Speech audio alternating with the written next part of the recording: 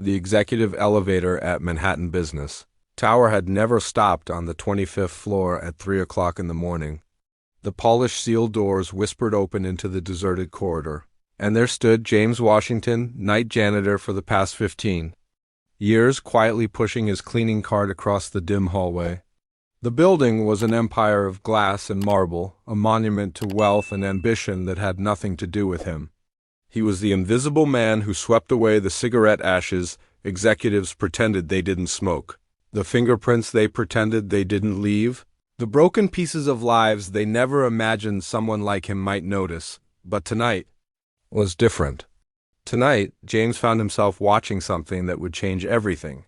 Asterisk through the tinted glass of the grand boardroom. James saw Victoria Sterling, CEO of Sterling Industries and one of the most powerful women in America, collapse forward onto the glossy mahogany conference table that cost more than his annual salary. Her face twisted with a grimace of pain, her left arm dangled uselessly by her side, and when she tried to call for help, her words came out slurred, garbled, almost unintelligible.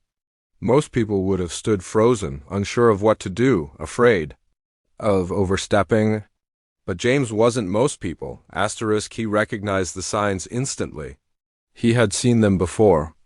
A stroke in progress. Asterisk, the memory of Dorothy washed over him, as it always did in moments of crisis. Dorothy, his late wife, had been a nurse specializing in neurology. For 2 decades, she'd turned their kitchen table into a classroom, teaching him what she learned each day at Chicago General. She believed knowledge didn't belong only to doctors and textbooks, but to anyone willing to listen. "Jamie," she'd say, "medical emergencies don't care who you are, how much money you make, or what color your skin is. They only care if someone nearby knows what to do." Asterisk, James hesitated only for a heartbeat. The invisible janitor wasn't supposed to interfere in the world of billionaires.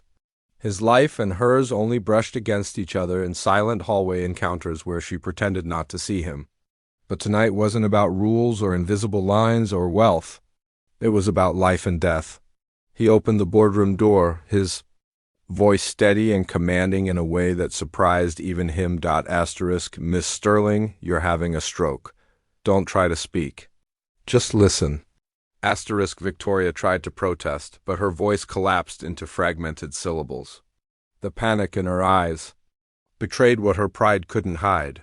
She knew something was horribly wrong. James was already dialing 911, his calmness belying the storm that threatened her life. Asterisk, ambulance to Manhattan Business Tower, 25th floor, female patient, mid-40s, classic stroke symptoms, facial paralysis, weakness in left arm, onset approximately 5 minutes ago. Asterisk, the dispatcher on the line paused, surprised at the clinical precision in the voice of a man who introduced himself simply as janitor. But James had spent 20 years listening to Dorothy's wisdom.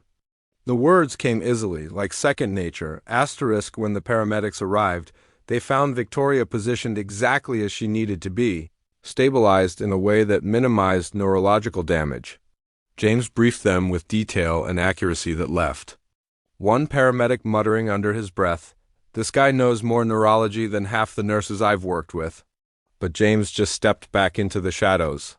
He wasn't the hero of this building. He was just the night janitor, returning to his mop and broom while the powerful played their dangerous games.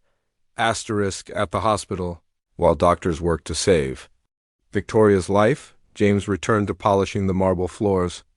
But the world had already shifted in ways he couldn't yet see. What he thought was an act of humanity was about to thrust him into a storm of betrayal, greed, and conspiracy that stretched far beyond cleaning shifts. Asterisk, the next morning, James came to work as always, expecting silence, maybe even gratitude whispered in passing. Instead, he found a warning note taped to his locker in the basement employee room. Unauthorized use of the executive elevator. Inappropriate access to corporate facilities after hours. A formal complaint signed by Wilson Carter, head of security. Asterisk, James stared at the paper. 15 years of spotless work. Not a single black mark on his record. And now, punished for saving the CEO's life. The irony was bitter. In the corporate world, Even doing the right thing became a crime when the wrong man was the one who did it. But what gnawed at him wasn't the complaint itself, it was the timing. How did Carter know about last night's events so quickly?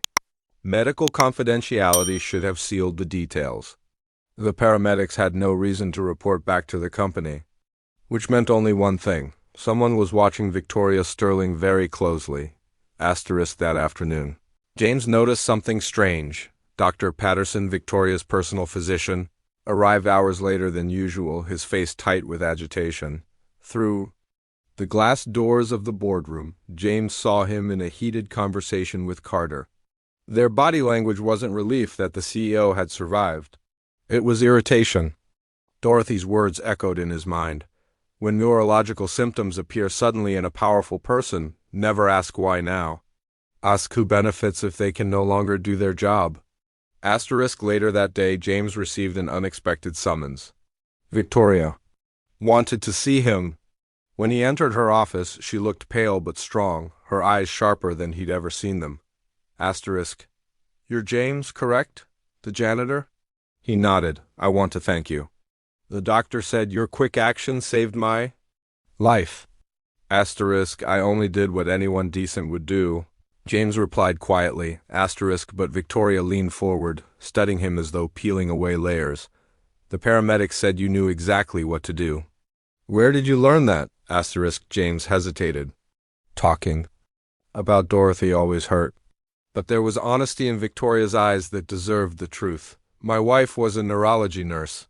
She taught me what to look for. She passed away 5 years ago. Asterisk. Her expression softened. I'm sorry for your loss. Then, after a pause, tell me, James, do you think my symptoms seem natural? Asterisk. The question jolted him. A CEO asking her janitor for a medical opinion. But beneath her words was something more. Suspicion. Asterisk. With respect, Miss Sterling. That's something you should ask your doctor. Asterisk. I did, she said sharply. Dr. Patterson says it's stress. He gave me sedatives and told me to take a vacation. Asterisk. James felt the chill crawl up his spine. Dorothy's voice filled his head. Competent doctors investigate strokes in younger patients thoroughly. They don't hand out sedatives and walk away. What Patterson prescribed wasn't just negligent.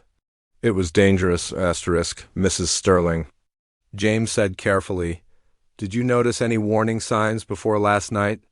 Asterisk. Victoria hesitated, then nodded. Headaches, dizziness, some confusion. Patterson said it was pressure. Normal for an executive. Asterisk. Inside James's heart thundered. Those were textbook red flags? No competent doctor would dismiss them. Which meant either incompetence or something far darker. Asterisk. When James left her office, Carter was waiting in the hall, a thin smile curling at the edges of his lips. The kind of smile that carried a warning. We're watching you. Stay in your place. Asterisk. That night, as James cleaned the silent offices, Dorothy's words haunted him. There are no coincidences in medicine. If something doesn't make sense, someone is making it not make sense. Asterisk. 2 weeks later, James had his answer. Carter and Dr. Patterson weren't merely negligent, they were orchestrating something monstrous. James overheard enough to know they were manipulating Victoria's health with medication disguised as vitamins, accelerating her deterioration. And it wasn't just about her death. Marcus Johnson, a maintenance technician and Afghanistan veteran, confirmed the rest. Carter was planning to take temporary control of Sterling Industries, exploiting insider knowledge to make millions from stock trades. Asterisk. James and Marcus devised a plan. Micro cameras in office vents. Directional microphones and lamps. Silent observation from the shadows. Arrogant men rarely hid their crimes when they believed no one around them could possibly understand. What they captured over the next week was worse than James had feared. Patterson and Carter laughing over dosage increases. Carter boasting that the press would buy the story of a stressed-out CEO collapsing under pressure. Perfect smokescreen, he said. Asterisk. James played the recordings again and again, his determination hardening like steel. Dorothy had always told him knowledge without action was complicity. Now he had knowledge. It was time for action. The following Wednesday, Sterling Industries' boardroom glittered with power. Executives sat around the polished table, sipping expensive coffee, discussing numbers that would never matter to people like James. At the head of the table, Victoria presided, her face pale but composed. Carter sat at her side, exuding confidence. Believing the future belonged to him, no one noticed the janitor slip in, pushing his cleaning cart. He emptied trash cans as he had for years, invisible, unimportant. Except this time, he left a sealed envelope on Victoria's pile of papers. She opened it discreetly. A single line stared back at her. The vitamins you're taking aren't vitamins. Check the bottle. Someone who cares, asterisk, her expression flickered, but she gave nothing away. Years of corporate war had taught her how to mask shock. She reached casually into her purse, withdrew the familiar bottle, and studied it with new suspicion. James, from the shadows, saw her face tighten. She had just realized the ground beneath her feet wasn't just unstable, it was poisoned. 2 hours later, Dr. Patterson arrived for his regular consultation. He had no idea his every word was being recorded, no idea Marcus's cameras were watching from inside the office lamp. "How are your stress symptoms?" he asked with rehearsed concern. "Are you taking your supplements?" Asterisk, religiously, Victoria replied, though her eyes were sharp with doubt. "But I've been considering a second opinion." Asterisk Patterson stiffened. "That won't be necessary. Your tests show improvement. Another doctor might confuse your treatment." Asterisk curious, Victoria interrupted, sliding open her desk drawer. She produced the bottle and the envelope James had left. "Because someone suggests these aren't vitamins. If I had them tested, what do you think they'd show?" Asterisk Patterson's composure cracked. "Victoria, you can't take an anonymous." "Note seriously, this is sabotage." A disgruntled employee. Asterisk, "Then you won't mind if I have them tested." Asterisk for a moment. Silence hung heavy. Patterson's eyes darted, calculating, cornered. But Victoria's gaze didn't waver. She had built empires on reading liars. And now she was staring at one, asterisk, while Patterson squirmed. Marcus was already delivering evidence packages to the FBI, the SAT Medical Board, and the Chicago Tribune. 92 hours of recordings. 15 falsified medical documents. 341 suspicious trades. A financial conspiracy dressed up as corporate tragedy, asterisk, but James wanted more than justice through paperwork. He wanted Carter and Patterson to feel the humiliation of being destroyed by the man they had dismissed as a nobody, asterisk. The storm broke the following week. Federal agents arrived at Sterling Industries in the middle of a workday. News vans swarmed. The glass tower. The story exploded across headlines, a conspiracy to poison SEO, a plot to seize control of one of the nation's most powerful companies. Crimes committed in boardrooms where arrogance had rotted into something lethal, asterisk, but the most shocking detail wasn't Carter's corruption or Patterson's betrayal. It was the fact that their scheme had been unraveled not by regulators, not by other executives, but by a janitor who refused to remain invisible, asterisk. James watched the chaos from the corner of the lobby, mop in hand, his uniform smelling faintly of bleach. He didn't need applause or recognition. But when Victoria Sterling walked past him on her way to address the press, she stopped. For the first time, she looked him squarely in the eyes. Asterisk, "James," she said softly, "you saved my life twice." Asterisk, he bowed his head slightly. "Dorothy taught me to pay attention, that's all." Asterisk, "No," Victoria said firmly, her voice carrying the weight of someone who knew power when she saw it. "You taught me that competence has nothing to do with status, and that sometimes the invisible are the ones who see everything." Asterisk Carter and Patterson were led away in handcuffs, their faces pale under the flashes of cameras. The empire they had tried to steal crumbled around them. And James, the janitor, the man no one noticed, quietly returned to his work, mop gliding over marble floors, asterisk, but deep down he knew the truth. Invisibility wasn't weakness, it was power. And for men like Carter, underestimating someone like James Washington had been the most fatal mistake of all. Asterisk for the first time in years, James smiled as he worked. Somewhere, Dorothy was smiling too, asterisk,